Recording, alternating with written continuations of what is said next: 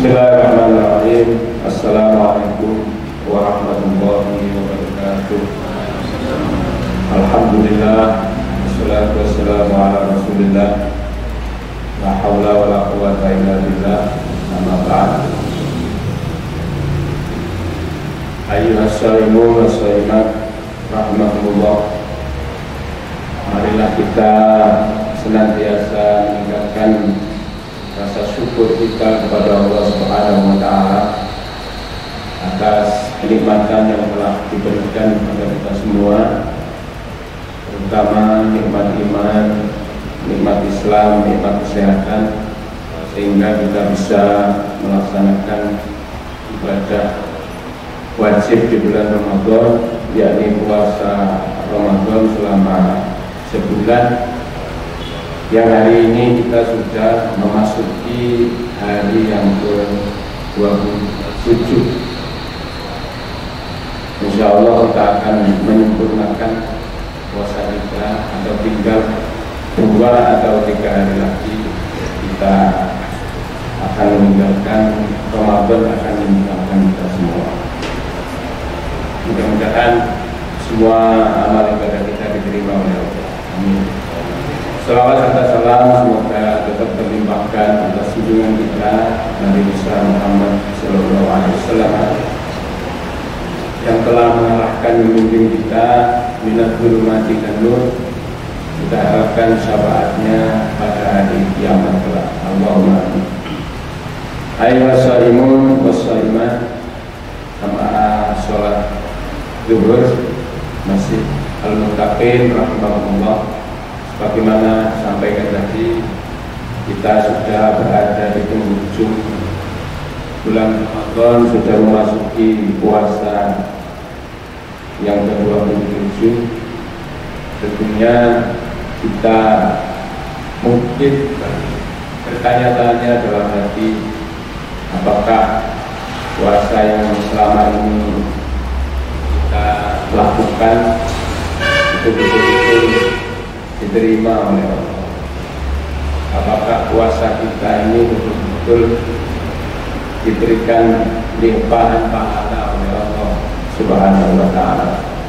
Karena sadar atau tidak sadar, kita di dalam berpuasa itu mungkin melakukan hal-hal yang bisa membatalkan pahala puasa.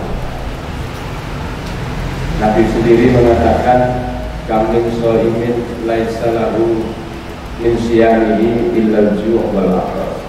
Banyak orang berpuasa tapi mereka tidak mendapatkan pahala dari puasanya kecuali lapar dan dahaga. Nah, mudah-mudahan kita berpahala, mudah-mudahan kita mendapatkan dan dalam pahala dari Allah Subhanahu wa Ta'ala. Tidak usah kita pikirkan diterima atau tidak, yang penting kita ikhlas melaksanakan perintah wajib ini. Ini pernah ditanyakan oleh sahabat kepada Nabi, cuman ini bukan puasa tapi tentang sholat.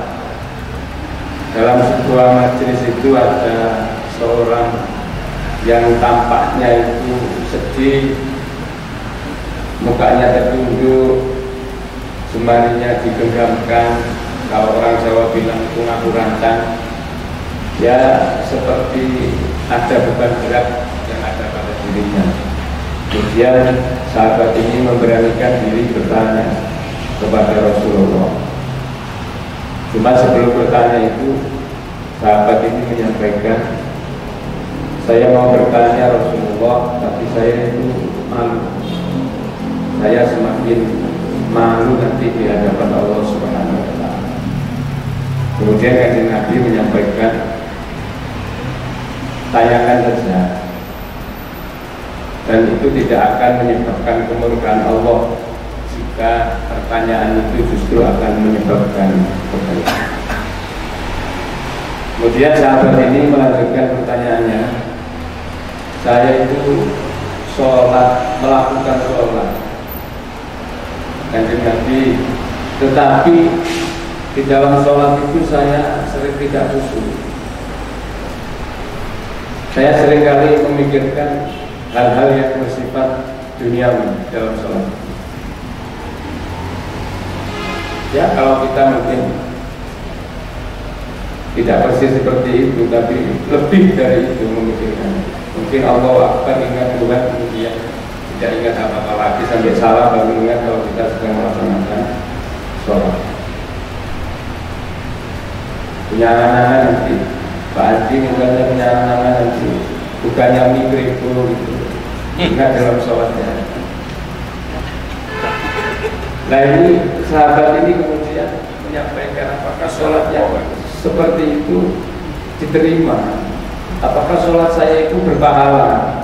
Kalau saya seringkali tidak ingat Allah, lalai akan Allah di dalam sholat saya. Itu kemudian Nabi terdiam dan para sahabat yang lain juga terdiam. Loh, ternyata sahabat yang bertanya ini kok sama seperti yang saya alami, seringkali lalai. Kemudian Nabi itu dikisahkan itu sempat meneteskan air mata, dan kemudian beliau menjawab, demi zat yang jiwaku ada dalam tangannya, syaitan itu selalu berusaha untuk mencari celah untuk menggoda di dalam sholat kita semua. Maka apabila kita itu kemudian putus asa, kemudian kita akhirnya memutuskan tidak sholat hanya karena kita tidak khusyuk, hanya karena kita merasa sholat itu tidak diterima kalau tidak khusyuk, maka disitulah syaitan itu menang. Syaitan menghalangi kemenangan, sementara kita dikalahkan oleh godaan syaitan. Kita ini kan dalam segala halnya senantiasa, bukan hanya di dalam sholat, bahkan membaca Al-Quran saja kadang kita digoda oleh syaitan. Ada perasaan-perasaan ingin yang sifatnya ke dunia. Makanya kan diperintahkan ketika kamu membaca Al-Quran, fasta'idz billah minasyaitonir rajim. Wa idza qara'tal Qur'an fasta'idz billah minasyaitonir rajim. Ketika kamu baca Al-Quran, mintalah perlindungan kepada Allah dari godaan syaitan. Nah ini sholat kita seperti itu. Seringkali digoda oleh syaitan. Maka Nabi mengatakan, ya syaitan itu selalu menggoda kita.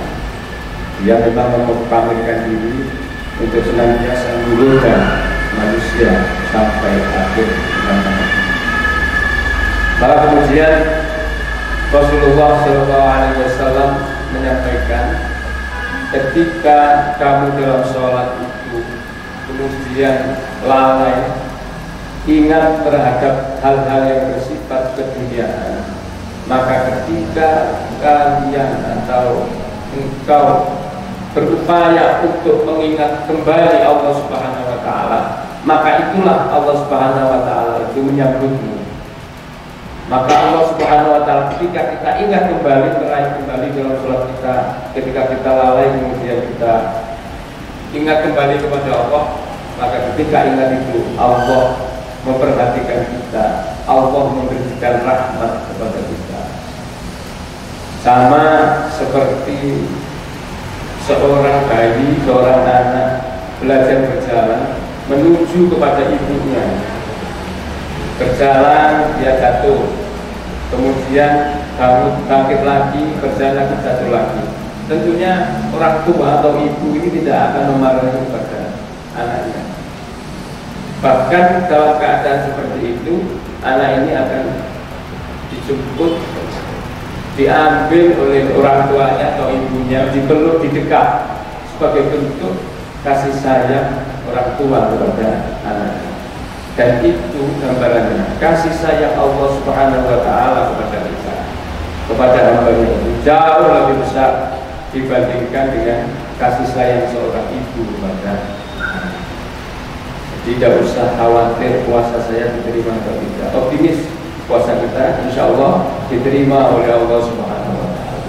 Kalau meniru apa yang pernah disampaikan oleh Gus Baha dalam pengajian-pengajiannya, kita itu kalau propaganda dakwah itu kalah dengan orang-orang di luar kita, dengan orang-orang Kristen. Orang Kristen itu kalau meninggal maka ucapannya tidak lagi semoga, tapi ucapannya adalah selamat berjumpa Bapa di surga. Berarti langsung bahagia karena masuk surga. Tapi kalau kita mudah-mudahan diampuni dosanya, mudah-mudahan diterima amalnya, itu menurut versi beliau dalam syiar berdakwah kita masih kalah dengan mereka. Karena mereka langsung diterima di surga dan bertemu dengan Bapaknya atau Tuhannya di surga. Maka hadirin rahmatullah, mari kita optimis terhadap ibadah yang kita lakukan. Sholat kita meskipun seperti itu, kita tetap optimis atas kasih sayang Allah Subhanahu wa Ta'ala, tetap berpahala dan diterima semuanya, terutama dalam hal kita melaksanakan sholat-sholat yang sifatnya berjamaah. Menjadilah kita semua hamba-hamba apa-apa di sisi Allah Subhanahu wa Ta'ala, meskipun kita di hadapan manusia itu bukan siapa-siapa. Kita mungkin di hadapan manusia itu bukan siapa-siapa, tapi di hadapan Allah kita berupaya untuk menjadi apa-apa. Sehingga kita ini dengan kuasa yang diperintahkan oleh Allah ini, Allah memberikan kesempatan kepada kita untuk menjadi hamba-hamba yang mempunyai derajat tertinggi di sisi Allah Subhanahu wa Ta'ala. Karena tujuan puasa itu adalah la'allakum tattaqun, yaitu menjadikan kita menjadi hamba-hamba yang bertakwa.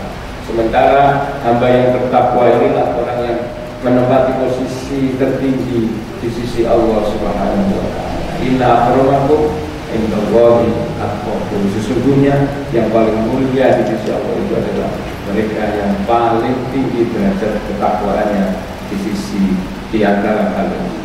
Mudah-mudahan ada guna dan manfaatnya sebagai motivasi untuk kita untuk semakin meningkatkan fokus dan kekhusyuan kita dalam beribadah kepada Allah Subhanahu wa Ta'ala.